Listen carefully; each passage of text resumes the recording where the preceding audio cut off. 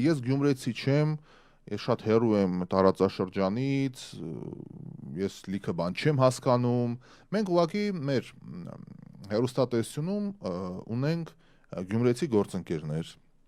Ես ամեն օր մեր էդիտորի մասնագետը ինքը գյումրեցի է։ Գյումրիում եմ որ ողջ կյանքը ապրած, ընդ մեծացած, ինչպես ասում էր մի հայտնի քաղաքական տեխնացու, պանյատով գյումրեցի է։ Ճիշտ է, ես չեմ հասկանում ինչա դա նշանակում, բայց ասում են, որ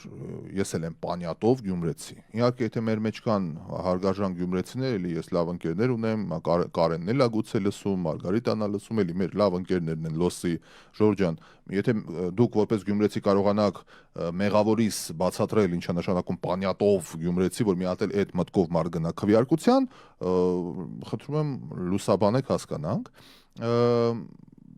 Խոսում էին, ներկայացնում են եւ այլն, եւ այդ երեքի տեխնացությունը, երեքի մեկնաբանությունները լսելով քիչ թե շատ որ adekvat բաներ էին խոսում, մեկը ուղղակի ոչ թե տեխնացուի տպավորություններ թողնում, այլ մարդու, ով որ թիրախավորում է մեկին եւ ինչ որ sense անձնական վրեժխնդրության բան կարան դե, չգիտեմ, եւ հաշվի առնելով որ ինչ փոքր քաղաքի մասին ենք խոսում, այդ գյումրեցուն մեր գործընկերոջը հարցնում են ոնց է էլի լինելու, ասում է դե մենք էս ինչ թաղից ենք, եւ մենք ուզենք չուզենք պիտի գնանք էս ինչին ընտրենք։ Ասում եմ՝ մի րոպե, բայց ի՞նչ է նշանակում ուզենք չուզենք։ Ասում է դա մենք էս թաղից ենք, ասում է 30 տարի էս թաղն ու այն թաղը իրար սպանենք, աբջան։ Ասում եմ, բայց ինչի կսպանենք, ասում է դե էսի սրա մայլից է, էսի սրա խանութից է, էսի սրա չգիտեմ ինչն է, սենց, ասում եմ լավ, բա եթե ամեն մի մայլա ձեր ասածով, եթե գնում է աբջան, ընտրում է ձեր ասած պանյատով, էս ընթացքը չի կասեցվելու, չէ։ Այսինքն եթե այդ քրեաօլիգարխիկ եւ գողապետական մտածելակերպը չի կտրվում, դա շարունակվում է։ Իդեպ եթե սիրում եք ինչ որ իտալական մաֆիաների մասին գրքեր կարդալ, կարծում եմ նկատած կլինեք, որ սիցիլիական մաֆիայի հիմնական ուղղությունը հենց դա էր, որ այդ վենդետա կոչվածը, արյան վրեժը, դա շարունակվում էր տասնամյակներով եւ կապ չունի դա որ սերնդից էր, ինքը անպայման վրեժը պիտի լուծեր։ Եվ եթե մենք հիմա մեծ մեր խեղճուկրակ Գյումրիում որ այնքան տանջված քաղաք է, էլի բոլոր իմաստներով, էլի տանջված ժողովուրդ, տանջված քաղաք, եթե իդեպ զարմանալիորեն մշակույթի, որովհետև նայելով ինչա կատարում, ասենք ես եթե պատկերացրեմ հիմա մոզամբիկցի եմ, երեք նայում էի հմեկը, որի եթերում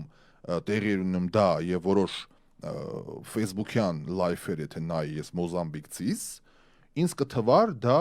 Կոզանոստրայի հավաքն է,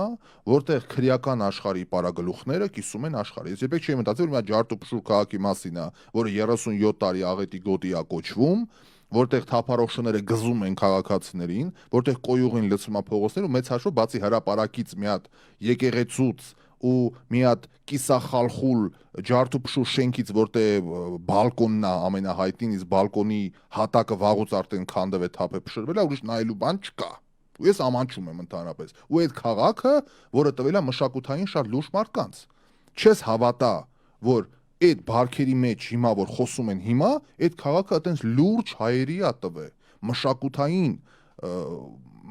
ֆանտաստիկ, հիմա անուններ չտա, Մայր Մկրտչյանով սկսած, Շիրազով ու ում գիտեք, Մինասով ու ում գիտեք, մեծ հաշվով, ում գիտեք, սա Գյումրիից է, այսինքն այնքան բան, որ Գյումրին է տվել, Հայաստան երևի ոչ մի քաղաք չի տվել, ոչ մի երկրամաս չի տվել։ Բա այդ արժե համակարգը ուր կորավ, որ մենք հիմա բառացիորեն մեկը չասեց, որ մենք օրինակ, հա, հիմա ֆանտաստիկ բան եմ ասած, մեկը ասի որ մենք Մինասով պիտի առաջնորդվենք կամ մենք Շիրազով պիտի առաջնորդվենք, մենք Ֆրունզիկով պիտի առաջնորդվենք, ասում եմ մենք Պանյատով պիտի առաջնորդվենք, եղբայր։ Ես հասկանում եմ, որ դա ամենապրոռուսական քաղաքն է Հայաստանի իր շնորհիվ բազայի։ Ես հասկանում եմ, որ Ալեքսանդրա Ֆյոդորովայի անունով Ալեքսանդրոպոլա ժամանակի որոշ հատվածում կոչվել այդ քաղաքը։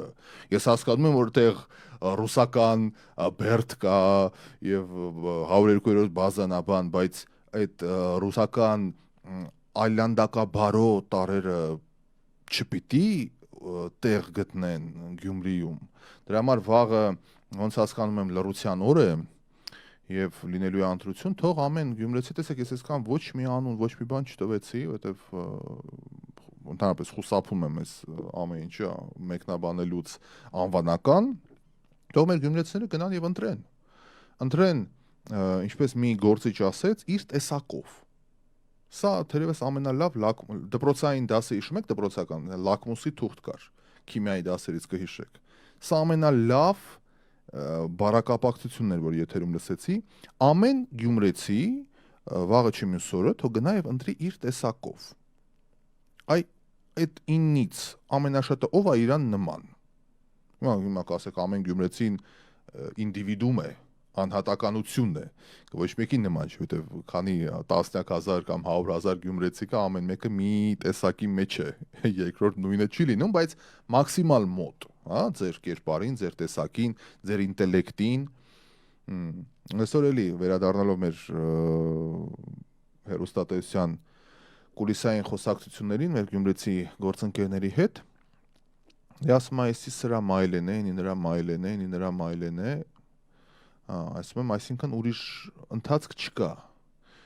ասում եմ, չեք իմանան, իրարերս պտի նայենք, ստուգեն, ես անեն, են անեն, դրա համար էլ այստեղ խոսակցությունը ավարտվում է, երկուշաբթի օրը կբացվի հերթական առավոտը, կգանք ու կհասկանանք, թե ինչ է տեղի ունեցել եւ վերջին որպես ակորդ ընտրության մասին, ու էլ չեմ անդրադառնալու այս թեմային, տեսեք ինչ է կատարվում Երևանի ավականիում։ Տեսեք ավականին Երևանի ու ձեզ խղճացեք, հարգելի գյումրեցիներ, որովհետև ավականին Երևանի ընտրվեցին այնպիսի ուժեր, որոնց գոյությունը սասուշիստվավանի է, իրար հետ մեկտեղումը հայերեն ասած, անհնար է։ Դրա համար էֆեկտիվությունը Երևանում քաղաքապետարանի ավականում 0 է, 0, էլ ոնց ասեմ, 0 է, որովհետև իմ օրոք, ձեր օրոք բանը սենց են չի կարող աշխատել ֆունկցիոնալ, որովհետև այնպիսի ուժեր են հավաքվել, էլի, մեր ժողովուրդն է ընտրել։ Սև շունը չի ընտրել, սև շունը կարող ավելի խելոք ընտրություն անել։ Մի խոսք, ընտրեցին այդ ու։ Հիմա նույնը այնց ուժեր գոնե ընտրեք, որովհետև հասկանում եք, որ մի ուժ չի ընտրվելու, չէ՞, պիտի ընտրվեն։ Բան, տոկոսային հարաբերակցությամբ եւ ավականին ձևավորվի, որը եւ կընտրի քաղաքապետի։ Ընտրեք, քվեարկեք այն ուժերի շնորհիվ, գոնե կռահեք, ով կլինի երկրորդը, ով կլինի երրորդը, ով կլինի առաջինը, որ իրար հետ գոյակցում լինի, իրար հետ աշխատելու եզր լինի։ Եթե էլի ազգային ժողովի կամ ավականու պես ընտրություն կատարի Գյումրեցին եւ ընտրի ուժերի, որոնց գոյակցումը անհնար է, Գյումրին էլ աշարկից դուրս գալու։ Ես հիշում եք, դեռ US Armenia-ի եթերում էի ասում 21 թվականի ընտրության ժամանակ։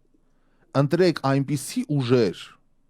որոնք կարողանան հարցերը լուծել, այլ ոչ թե ընտրել ուժերի, որոնք գալու են իմ օրոք, ձեր օրոք են անելու։ Եվ մեծաշով այդպես էլ եղավ։ Բայց սա հասուն ժողովրդի ընտրություն էր։ Ժողովուրդը երբեք չի սխալում, հիշում եք, դրա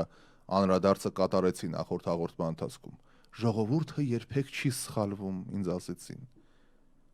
Սա ամենամիտ նախադասությունն է, որը հաճախ կրկնվում է մեր խաղ վերլուծաբանների կողմից։ Ինչը նշանակում ժողովուրդը չի սխալվում։ Այսինքն այդ մարդիկ ոչ միայն տարական գիտելիքներ չունեն, պատմության գիտելիքներ չունեն, ընդհանրապես իրանք տարածաշրջանը չեն էլ ուսումնասիրել, բայց խաղ վերլուծաբան են կոչվում եւ հարուցում խաղ ծիծաղ շատերի կողմից։ Ժողովուրդը սխալվում է, այն էլ հաճախ, եւ եթե ժողովուրդը երբեք չի սխալվում, արտահայտությունը իրեն թույլ տալիս որևէ մեկը, ապա իրան պիտի հակադարձես։ Եթե չի սխալվում, ինչ ենք մենք այս օրը, սա չսխալական, ճշմարիտ, շիտակ ժողովրդի վիճակ է, իրականություն է,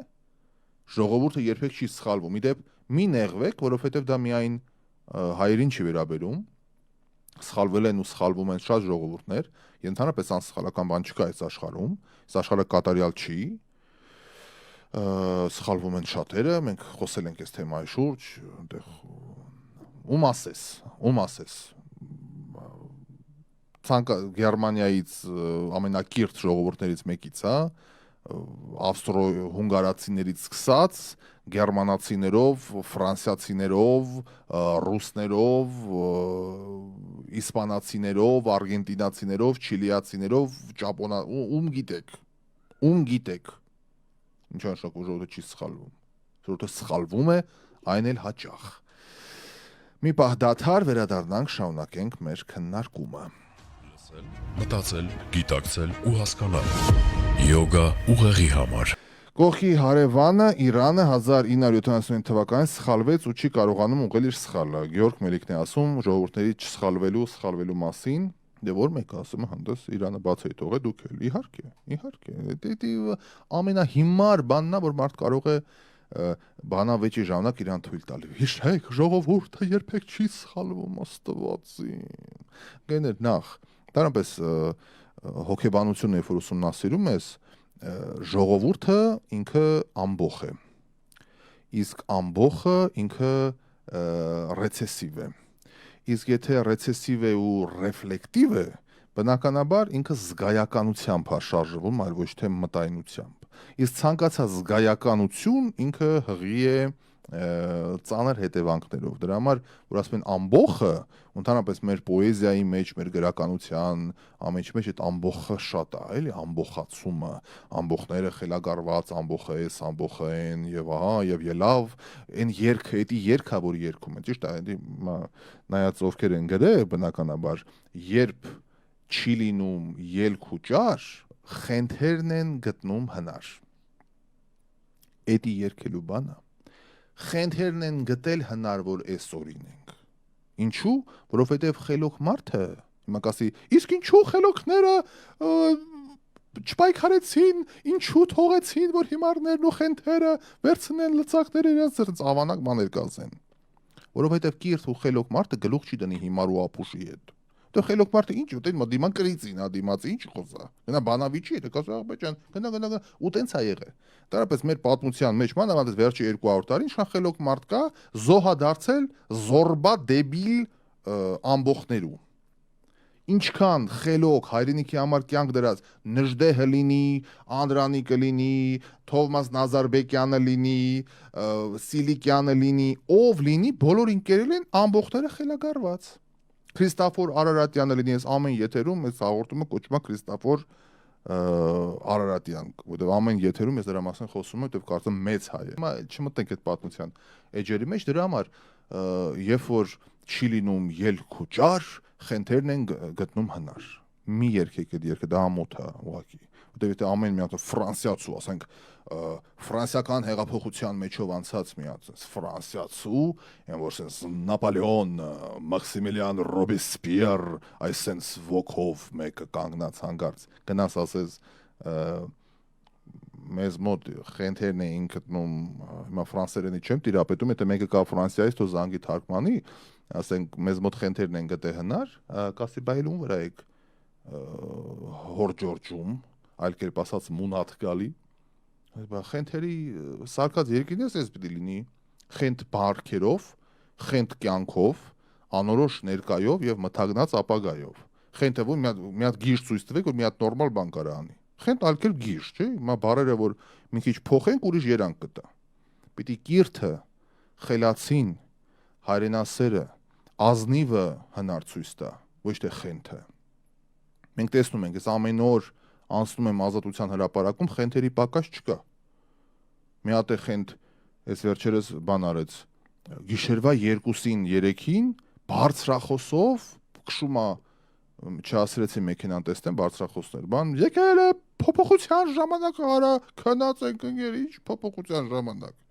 Ինչ ժամը 3-ին, ինչ փոփոխության ժամանակ, եղբայր։ Այսինքն, եթե մարդը այդ խելքին է, ինչ պիտի, այսինքն, այդտեղ ավարտվում է ամեն ինչ, եթե մարդ, հուսամ, էլի, որ մարդը ժամը 2-ին, 3-ին մեքենայի մեջ միացնում է աուդիո բան, որ եկել է փոխելու ժամանակը ելի ոտի, արա մարդը քնել է հազիվ։ Մի 3 ժամ ուզում աչքը կպցնի, ես իրականությունից ազատվի, դու տենց բաներ ես անում, էլ ինչի մասին խոսանք։ Այ երբ որ կլսես բանավեճ, երբ որ կտեսնես քաղաքական ծրագիր, երբ որ կտեսնես, որ մի խելքը գլխին նպատակային բան, ժողովուրդը կգնա քիչ շատ կնկատի։ Մենք այն դարում ենք ապրում, որ նկատելը հեշտ է, հավաստիացնում եմ դες։ Այդ սովետի թիվը չի, որ թերթի մեջ չտպենք, հերոստատոսությամբ եթեր չտանք, օթերը փակենք, փառք Աստծո, ազատ դարը։ Facebook-ը, YouTube-ը, ձեզ հայտնի, շատ հայտնի մի անձնավորություն, շատ հայտնի։ 1000 տեղով փակեցին, 1000 տեղից դուրս եկավ։ 1000 YouTube-ի ալիք փակեցին, 1001-րդում դուրս եկավ։ 1000 հատ Facebook-ում բլոկ արեցին, 1001-ում դուրս եկավ։ Հասկանում եք ես ում մասին եմ խոսում։ Էս է դարը չի, որ չեն թողում արտահայտվեմ, բան զանգում են ինձ, ասում են եթերում ինձ հրավիրի, ես խոսամ խելոք բաներ ասեմ։ Եղբայր, երբ որ խելոք բաներ կասես Facebook-ում, YouTube-ում, որտեղ որ կա, հա, ազատ հարթակ։ Մարդիկ կտեսնեն, կլսեն, այնպիսի մի շերտ լսող ու հետևորդ կհավաքես, որ զգանք, որ դու ինչ որ եղանակ ես փոխում, անպայման որպես մեդիա քեզ ուշադրություն կդարձնենք, բայց չի կարող 3-4 հոգի հետևորդ ունեցող, միգուցե եւ խելոք բան ասող, որ ամեն երրորդը այդ բանը գիտի, ասող մարդը րոպեն մեկ ինձ եթեր չտվեցիք, ինձ հեռուստատեսություն չտվեցիք, ինձ ռադիոյի եթեր տվեք, ես չեմ կարա 40-50 րոպե ամեն մի երկրորդին եթեր տամ, ասեմ, տես լսենք ինչ է ասում, եք դե գնա նույն բանը։ Facebook-ում ասա այդ բանը։ Ուսամ հասկանում եք։ Հարգանքներս Ռաֆայել ջան, Արմիկ Աղաջանյանն է ասում։ Շնորհակալ եմ, նմանապես։ Ճիշտ է, խելոք մարդու ուտում են, Հասմիկ Սամիկյանն է ասում։ Հարգելի Սամիկ Սամիկյան, հետարքիր ազգանունն է։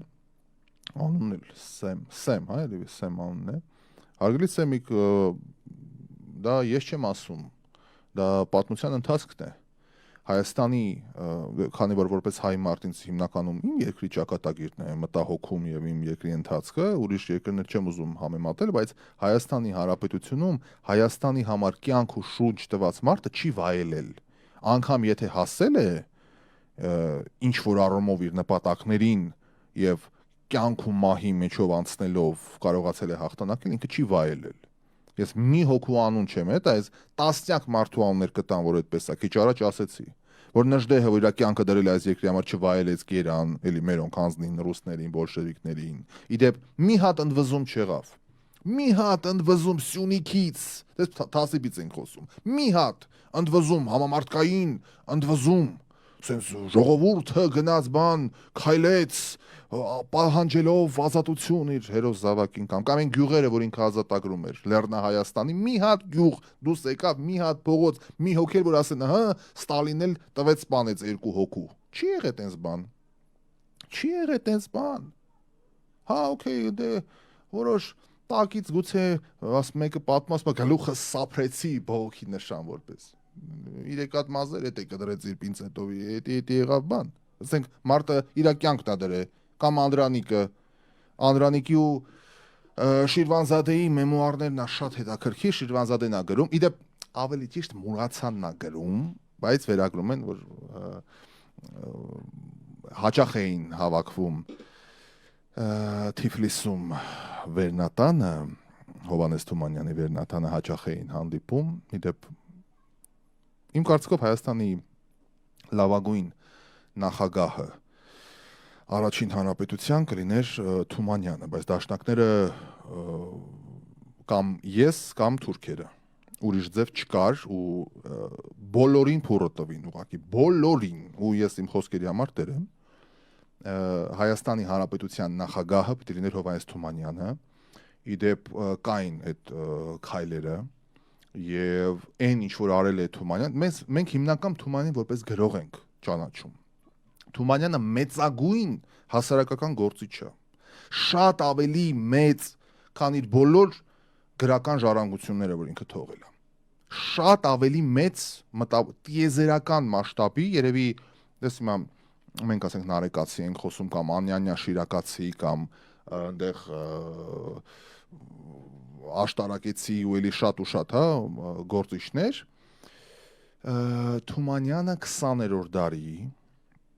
կամ 19-րդ դարի վերջի 20-րդ դարի 23 թվականն է, չէ՞ մացե Թումանյանը, այսինքն առաջի 2 տասնամյակի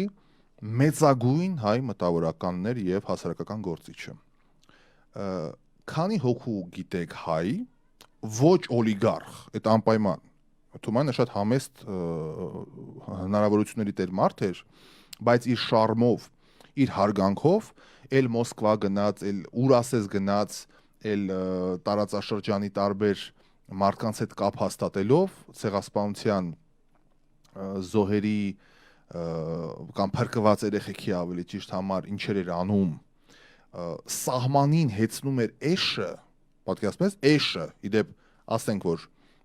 Լորիում եւ մեր այսօրվա Տավուշում, Ստեփանավանում, որը ժամանակին իր օրոք Ստեփանավանը Ջալալօղլին էր, Կիրովականից առաջ, նո հիմա Վանաձոր, Կիրովական, դրանից առաջ Ղարաքիլիսան էր եւ այդպես շարունակ, էշը հեծնում էր այդ սահմանին ու թիֆլիսցիների կամ վրացիների, հայերի ու կովկասյան թաթարների, մուսուլմանների մեջ բարեկամություն էր քարոզում։ Մեր օրերում դա ֆանտաստիկայի ժանրից է։ Դու գիտեք, որ Հյուսիսում կռիվներ էր, Դրոն, Դրաստամարտ Կանայանը, Տավուշ եւ Լորի տարածքում էր ազատագրական իր ընդվզումները, պայքարները անում, հարավում Անդրանիկն ու Նժդեհն էին, Սարդարապատի Բաշապարանի ուղությամբ Թովմաս Նազարբեկյանն էր, Սիլիկյանն էր, էլի շատ հայորդիներ, այսինքն 1000 ֆրոնտով կռիվ էր գնում, այս խեղճ ու կրակ էս մի բուռ երկրում, բարեկամություն էր քարոզում։ Ու այդ ամեն ինչ, երբ որ անցավ, ամեն ինչ անցավ, այս պատմությունը Թիֆլիսում մտավորական իր վերնատանը հավաքում էր խելոքներին, խորում էին պետության, պետականության մասին, այնինչ պիտի լծակ լիներ, որ այդ մտքերը ոչ թե պարզապես ինտելեկտուալ կլաբ լիներ, այլ հենց այդ էր ազգային ժողովը։ Դրանից ավելի մեծ ազգային ժողով չէր կարա լիներ ու չկա մինչև այսօր։ Չկա այտենց ազգային ժողով, հայկական, որտեղ հայ ժողովրդի համար կյանք ու ոգի դրած մարդիկ հավաքվում էին մի տանիքի ներքո, խոսում էին պետության ու պետականության եւ այլն, դեպ ասենք որ հələ մինչև բոլշևիկները ցարական Ռուսաստանը քանիցս դատապարտելա, փակելա վերնատունը, հետո արդեն դե բարձա կարմիրները սկսեցին, հալածանքները եւ այլն մինչև այն փակեցին։ Բայց մարդիկ հավաքվում էին եւ ու ինչ մարդիկ, իրանք պիտի լինեն ազգային ժողով։ Իրանք պիտի լինեին նախարարներ։ Ես ինչ եմ միշտ քննադատում եմ դաշնակցությանը, որտեղ այդ մարդիկ ովքեր փաստացի կյանք են դրել, իրանք ոչ մեկ չկային։ Ոչ մի պաշտոն չստացան։ Թովմաս Նազարբեկյանին դիտավորյալ զրկեցին բաներից, որտեղ Խատիսյանի հետ խնդրեմ ուներ, այն մյուսի հետ խնդրեմ ուներ, Քրիստոֆոր Արարատյանին իրանք ծախեցին, գրեցին Խաչիկ Մուղդուսին, NKVD-ի պաշտոնյատարին գրեցին, տարան գյուլեցին այդ խեշ մարդուն։ Այսօրվա կենթանաբանական այգու տարածքում Երևանի Գազանոցում։ Այդ մարդուն տարան սպան, այն մարդուն, ով որ ցարական Ռուսաստանի երթվյալ զինվորականն էր, անցավ հայաստանյան կանոնավոր բանակի կողմը։ Ֆանտաստիկայի ժանրից է, ինչ եք հիմա դուք խոսում, ժողովուրդը երբեք չի սխալվում, ասում։ Մի ասեք տենց բաներ։ Գնամերի արից սիրեմ, Մարատ Մեհրաբյանն է ասում, մեր սիրելի ասացվածն է հարգելիս, ստեղ ծափեր են ուղարկում։ Ոչ մի երկրներում չեք տեսնի լրագրողներ փողոցներում եւ ժողովրդից հեռու փորձ անի եւ հակառակ կողմին հրապարակի գժվացրեցին արդեն ժողովրդին։ Հերմինե անով օգտատերն է։ Իսկ լուծումը ինչպես ապրել եւ գոյատևել այս խնդրի միջավայրում եւ չգիտես ինչպես պետք է լիցքավորել եւ նոր ուժ գտնել դիմանալու համար, հարց է բարձրացնում Լիլիա անով օգտատերը։ Երբ ապրել ես երկար տարիներ Beverly Hills-ում միջավայրում, ուղղակի խենթանում եմ։ Դե դրա համար էլ ամեն անցքից խոսում ենք կրթության մասին։ Եվ կրթության մասին խոսելով անգամ հալածվում ենք։ Աննա Հակոբյանն ասե դրա համար ես խոսում։ Բարեկամներ, մինչև Աննա Հակոբյանից իշխանության գալը, ես ասում եմ կրթվիր իմ անգրագետ ժողովուրդ, կրթվիր երեխայի։ Ասում եմ, արի ես է սովորեմ, օրինակ ծառայեմ, սովորենք միասին, ես չեմ կրթում, ես կրթության քարոզ եմ անում։ Ես ոչ դասախոս եմ, ոչ բան եմ, ոչ ասեք, հա, օքեյ։ ունեմ դպրոց ունեմ Լոս Անջելեսում, Փառք ու պատիվ մեր աշակերտներին, մեր դասախոսներին, մեր հայագիտության կենտրոնը, հայապահպանության դասերը, Փառք ու պատիվ, բայց ես ոչ թե օրինակ եմ ծառայում կամ ինչ-որ ես փորձում եմ ինչ-որ դասախոս լինել, չէ, հեռու եմ այդ ամեն ինչից ընդհանրապես, ես օրինակ փորձեմ ծառայել, ասեմ, ես սովորում եմ, դուք եք սովորեք, ոչ թե իմ մոտ, դա շատ կարևոր է, ընդհանրապես սովորեք, ախպեր ջան, սովորեք, ասում եմ, բանն է ասել, Աննա Հակոբյանն է ասել, դրա համար ես քարոզում, եղբայր, կրթություն եմ քարոզում, անբարոյականություն չեմ քարոզում, ասում սովորեք, որտեղ ուզում եք, ոնց ուզում եք, գիր կարդացեք մի հատ, դուրս եկեք այդ TikTok-յան անհասկանալի տարածություններից, վատ բան եմ ասում, մի քիչ լեզուն, օտար լեզու մի քանի բառ կապեք իրար, հերիք է այդ, այն օրը, ասեմ, ինչքան կարելի է ընդհանրապես Հայաստանի մասին խոսելիս բավարարվել Ծովից ծով ու Տիգրան մեծ, ասում եղբայր դու ուրիշ հերոսի անուն չգիտես, ահա, էդի ասում ա, որ մոռանաս պատմությունը, եղբայր դու ինչ գիտես, որ ինչ էլ մոռանաս, մենակ Տիգրան մեծով հոչի, ասեմ սովորի ուրիշ թագավորների, բացեք գրքեր կա, հայոց մեծ արքաները ժողովածու կա, հասանելի է համացանցում, կարդացեք մի քիչ ով ինչ արել, ոնց արել, Պապ թագավորի խոսում, հա, Նիկոլայրան համեմատում է Պապ թագավորի, դրա համար քարոզ է սանում։ Եղբայր ինչ կապ ունի ով է դա համեմատում։ Ես չեմ ասում նման են կամ նման չէ, ասում մի հատ կարդա, ինչ արի այդ մարդը։ Բացի կարդա։ Այս սենց սա կոչվում է ավանակաբարո, որովհետև պնդաճակատությունը, այսինքն ամեն ինչի մեջ է, ես չսովորեմ, ես ոչ բան, որովհետև ինքն է ասել։ Եղբայր, ով ուզում է ասի։ Հիմա մի հատ թուրք Այն ամենաայլանդակ թուրքը, ասի սովորեք, պատմությունը սովորեք ձեր, հիմա պիտի ասեմ, թուրքն ասա չսովորեմ, սովորեք any source-ից, ցանկացած աղբյուրից, բաց, դարա, ես չեմ ասում, այս թազագիրքն է, ես է խմբագրել եմ, կեղծել եմ պատմություն, ասեմ, այս սրանով մենակ, ես Եհովայի վկա չեմ, որ բրոժուտան ձեր ասեմ, գնա Աստվածաշունչը սենց է, ասեմ, բաց հարթակից, ձեր նախընտրած հարթակից, որը ձեզ ավելի հոգեհարազատ է, ոնց հարմար է, այլ ընտրանք չկա, հավատացնում ձեզ, չի լինելու, ոչ ոք Տեր Աստված, հավատացյալ մարդիկ, Տեր Աստված եկա չի փրկելու, այս հասարակության բարեկեցություն հնարավոր չի կառուցել, հնարավոր չի, կամ պիտի սպասենք, որ հուսամ ես նոր սերունդը, որ ասենք հիմա մի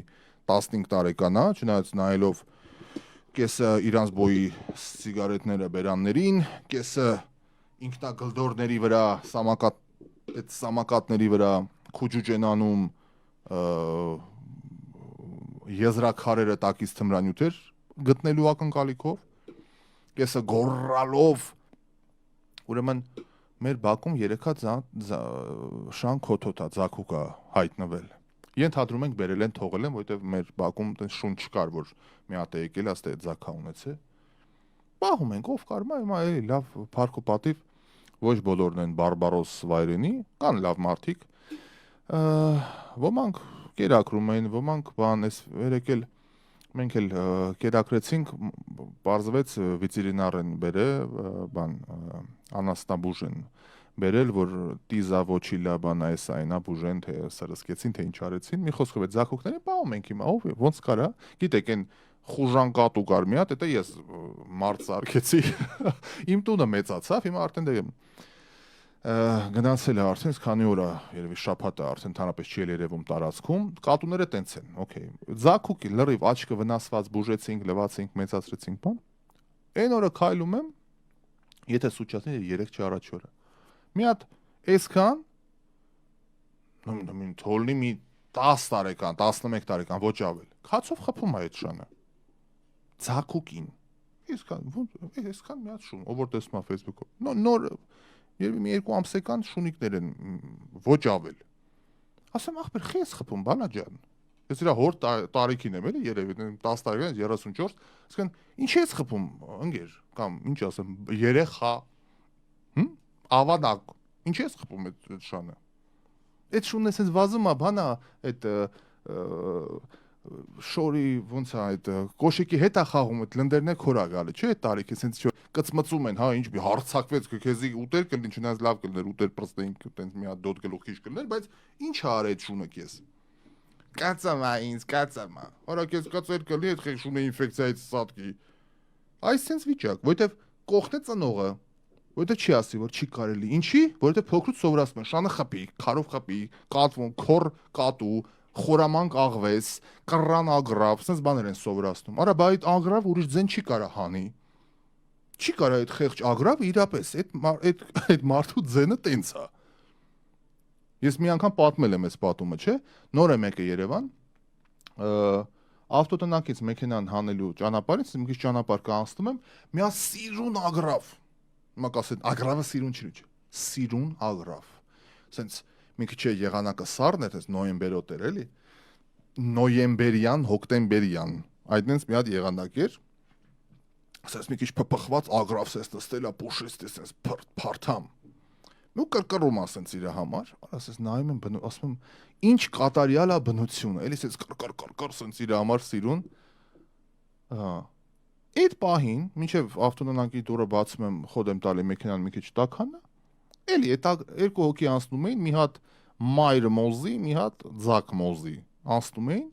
Ես ագրավը էլի սենց այդ նստած տաղավարի կտրի կրկռ մի երկու հատ, մեկ էս մերը շուռ եկավ մայր մոզին, շուռ եկավ ագրավը գրողացավ կեղտի կտոր։ Այդ խեղճ ագրավի, դարա, նայում եմ, ասում եմ, հələ մի հատ նայի, եկա մայր մոզիա։ Այսինքն, ինչ պիտի աներ այդ ագրավը, անես չի, որ այդ ագրավը պիտի ասեր բարի լույս մորքուր ջան։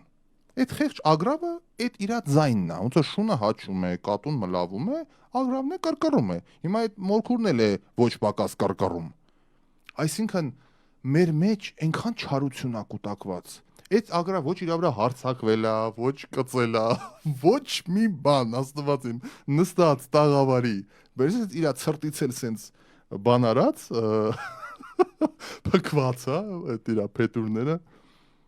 Ու ես ապշել էի։ Բայց մարդիկ տարբեր են, հա, մարդիկ տարբեր են, հիմա չգիտեմ, ինչ ոնց բան, դրա համար մի խոսքով։ Շնորհակալ եմ բոլորին ուշադրության համար, հուսամ այստեղ կարելի է բազմակետ դնել, տեսնեմ ինչ կոմենտներ է գրել, ավարտենք մեր այսօրվա զրույցը, այստեղ լիքը կոմենտներ կան իհարկե, հաճելի։ Երանի տարեկիցներդ լսեին եւ ժամանակին քո նման սովորեին, հիմա քո նման որակով ու գիտելիքով հարուստ շատ երիտասարդներ կունենային ու ագին բան կլինի։ Արմիկ Աղաջանյան, հարգելի Արմիկ, իհարկե շնորհակալ եմ, անհամեստ է անգամ որ ես եթերում կարդում եմ սա, ես չգիտեմ ինչ խելոք չեմ այդ հարցի երկրորդ կողմն է, բայց մի բան, մենք բոլորս ունեցել ենք հավասար հնարավորություններ։ Ես միշտ հիշում եմ, մենք Հայաստան եկանք, ես դպրոցական էի, առաջին անգամ որ ես եկել եմ Հայաստան, ես դպրոցական երեխա էի ու ինձ տարան Իսակովի դպրոցը, ես հիշում եմ մեր բակը, ես հիշում եմ բակի, ոնց ասեմ, դրվածքը, այսօր մենք հաղորդման առաջին հատվածում այդ այսպես կոչված պանյատից էինք խոսում, առաջին բանը, որ հայաստանյան հուշ որպես ես հիշում եմ, մենք եկանք Հայաստան օդանավակայանից ու քանի որ ես մեծացել եմ Նովոսիբիրսկ քաղաքի, ծնվել ու մեծացել եմ Նովոսիբիրսկ քաղաքից 800 կիլոմետր դեպի արևելք, մի շրջանում, որտեղ հայի նշույլ անգամ չկար, ես հայ ընկերներ չեմ ունեցել փոքր ժամանակ, հայկական ոնց ասեմ, այդ բակային վիճակ չի եղել, մեր մեծ առանձնատուն էր, մի քիչ մեր ոնց դրվածքներ էր, էլի մի քիչ ուրիշ ձևի դրվածքեր եւ այլն, ես տենց բակային բաներով չեմ խաղացել, ել չեմ ասում, որ փոքրուց միշտ ասում էին, քեզ ցանկաց կգողանան, անցանոթ մարդուն բան չանես, ինձ միշտ գեստապոյի պես ման են տվել, որովհետեւ կարող է փրկագին ուզեն բան եւ մեծ հաշվով երկու անգամ ես փորձել եմ փախցնել եւ փրկելա իմ կյանքում շատ կարեւոր մի անձնավորություն։ Ես իսկապես հիշում եմ կապույտ մեքենան կանգնեց մեր աշխատանքի այդ հյուրանոցի առջև եւ երկու հոգի ինձ բառացիորեն եթե չլիներ Լիդիա Վասիլևնայի ճճոցն ու ճվոցը ինձ ուղղակի կարային տանեին եւ չգիտեմ ինչ կլիներ, չեմ ասում պապիկիս վրա քանի մահափորձեր ա եղել եւ այլն, հարցը այդ չի։ Երբ որ ես եկա Հայաստան, այդ ստերիլ մանկության միջավայրից, որտեղ ես խաղում ես, այնց ամեն ինչը 4 կողմը ստերիլ էր։ Բաքում ես անունն էլ չեմ հիշում ով էր, քանի որ տեսա վազվզում էին երեխեքը եւ այլն, մերոնք ասին իջի բան, ես ոնց կարելի է դուրս գալ տենց մարդամեջ, ասի Երևանը կարելի է, ամեն ինչ էլ կարելի է։ Ես իջա ու մենք բերել էինք մեզ հետ կիլոներով այն Kinder Surprise, Snickers, Mars, այդ կոնֆետները, որ այդտեղ շատ դժվար էր, այդ 90-ականներին չկար, ու ես այնպես բաժանելով, բան ու մեկը մոտեցավ ինձ, ասեց ախպեր կարողա տատդ կաուչուկից է։ Արա, նախ ես չգիտեմ կաուչուկը ինչ է, ու ես մինչև հիմա այս դա չեմ հասկանում։ Կարողա տատդ կաուչուկից է ինձ ասեց։ Աստված իմ։ Ես էլ այդ պաշտպանիչ ռացի, ասեցի չէ։ Ու հետո անցավ ժամանակ եկա իմ լուսահոգի տատին, էլի, որ իմ կյանքի ամենակատարյալ էակն է, էլի, ես անցյալով իր մասին չեմ խոսում։ Ասեցի տատի, ի՞նչ է նշանակում բաբուլ տատդ կաուչուկից է արտահայտությունը։ Սվետուլիկս ասեց, այդ որտեղից ես լսե։ Ասեցի Բաքում ան ասե։ Այ գրկեց, համբուրեց, ասեց բալես գլուխդ հիմար բաներով մի լցրա։ Ու մինչև հիմա ես չգիտեմ այդ ինչա նշանակում, եթե որոշ մարդիկ գիտեն, խնդրեմ լուսավորեք ինձ 30 տարի անց 3 տասնամյակից հասկանամ թե ինչա։ Դրա համար շատ կարևոր է, էլի, ինչից է ամեն ինչ եմ պատմում, որ մենք բոլորս այդ հավասար միջավայրը ունեցել ենք, եկել ենք Հայաստան, ես ասեն գնում էի Դաշնամուրի պարապմունքի, սոլֆեջոյի, գերմաներենի, ֆիզիկա, մաթեմատիկա, քիմիա, սոլֆեջո, Դաշնամուրը, պարզա Դաշնամուրը, սոլֆեջո, ինֆորմատիկա, առաջին 90-ականներին ինֆորմատիկայի պարապմունքի, անգլերեն, թենիս, մեծ թենիս, 2 շաբաթ կարատեի տարան, մինչև պատրեցի այդ շոյերեք չորտովի մայցերի, էլ ինչ եմ գտացել, մեծ թենիսը ասեցի, լող, մինչև չխորտակվեցի տիտանիկի պես չհանեցին, ասում էի չեմ ուզում լողանը, ճիշտ է հիմա լողում եմ պարկասում, բայց այդ լողը սպորտ դպրոցում հսկայական օլիմպիական լողավազան ու 10 տարեկան խեղճ ու կրակ Ռաֆայել քծվի ասում է, արա ուր քծվեմ այդ 10 մետրանց խորության մեջ, մի մատերեխա եմ, սենց խողովակ էր պահում էր այն ծերից, ասում բռնի խողովակը լողացի, բլ սկում էի տակը, մի խոսքով մերոնք հասկացան, որ վերջը վատ կլինի, հանեցին։ Ինչ եմ ուզում ասեմ, ամեն մարդ ինքն է կերտում իրեն, իր կյանքը, իր միջավայրը։ Ու մանկության տարիներին այդ որ ասում էին ախպեր, մախպեր եւ այլն, այդ մարդիկ հիմա կեսը թմրամոլ են, կեսը հանցագործ են, կեսը չգիտեմ ինչ են եւ այլն։ Դրա համար մի խոսքով ստերիլ ու զգուշ ապրեք այս կյանքը, մինչև տեսնանք ինչա լինում։ Այսօրվա համար այսքանը։ Շնորհակալ եմ ուշադրության համար։ Հարգելի բարեկամներ, միշտ հաճելի է ձեզ հետ զրուցել։ Սա յոգա ուղեղի համար նախագիծն էր։ Ես Ռաֆայել Մնացականյանն եմ, FM 107.5 HD3 Los Angeles։ Շնորհակալ եմ մեր բոլոր գործընկերներից, ովքեր մեզ հետ են, ովքեր մեր կողքին են, աջակցում են մեր հաղորդմանը։ Եթե դուք եք ցանկանում դառնալ գործընկեր, սիրով եկեք համագործակցենք։ Շուտով գալիս եմ Los Angeles, կհանդիպենք անպայման նաև Los Angeles-ում եւ կշարունակենք մեր կապը, ես Los Angeles-ից չեմ հեռացել մեծ հաշվով, իմ հասուն կյանքը, իմ կրթությունը, իմ միտքը ամենը Միացյալ Նահանգների հետ է կապված, դա իմ տունն է, նաև իմ միտքն է, մի խոսքով, իմ հարազատ քաղաքն է, որը ինձ շատ բան է սովորացրել, իհարկե Salt Lake City-ին Յութայի ավելի հարազատ է այդ առումով, որտեղ իմ հասուն կյանքը տեղ է մեկնարկել, բայց մի խոսքով սիրում եմ բոլորիդ, սպասում եմ հանդիպման եւ հուսամ հայ ամերիկյան օրակրի շրջանակներում էլ կհանդիպենք եւ կշարունակենք մեր հետաքրքիր բովանդակալից զրույցները։